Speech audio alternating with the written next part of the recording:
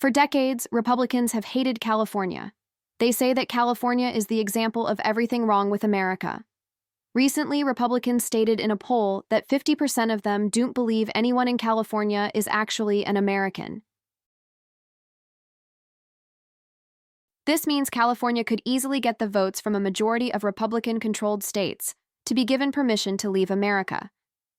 There is only one court case on secession in all of American history. It is called Texas Fifth White, and it says you can secede with consent of the states. The top legal scholar in California is called Erwin Chemerinsky. He is the dean of multiple law schools and a respected legal scholar. He said that a simple majority vote of Congress would be enough for California to legally secede from America.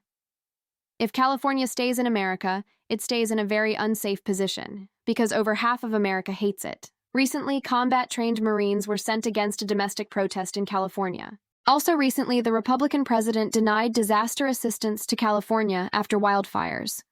Also recently, the Republican president ordered artillery shells shot over the I-5 freeway. At no time did anyone in the Republican Party complain or say that it is not fair to treat Californians this way. The reason no Republican complained when these things happened to California is because they already told California that they don't view the state and its people as fellow Americans. Normally, all of this would be bad news, but this is good news, because it means we could get the votes to leave America. Have you ever heard of CapCut? The idea that California could actually leave the United States and become its own country? It sounds pretty wild, right? But stick with me, because the political math behind how it could theoretically happen is fascinating.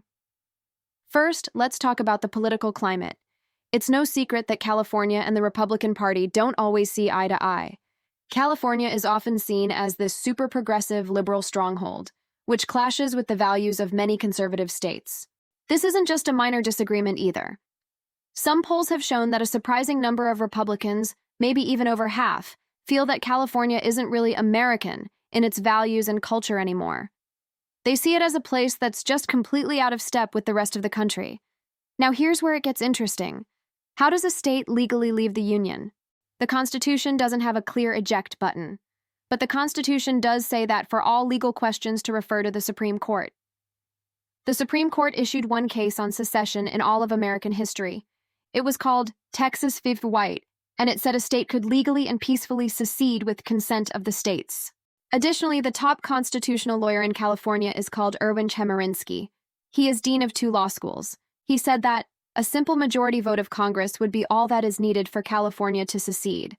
So the only court case on secession says that only consent of some kind is needed, and the top constitutional scholar says a simple majority would work.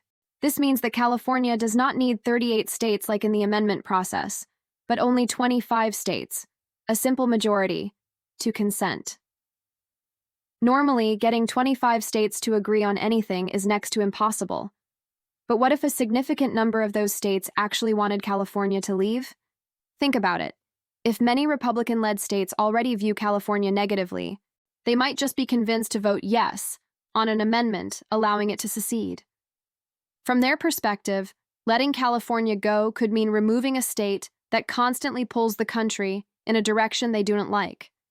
It would mean 2 fewer Democratic senators and a huge chunk of Democratic representatives gone from Congress.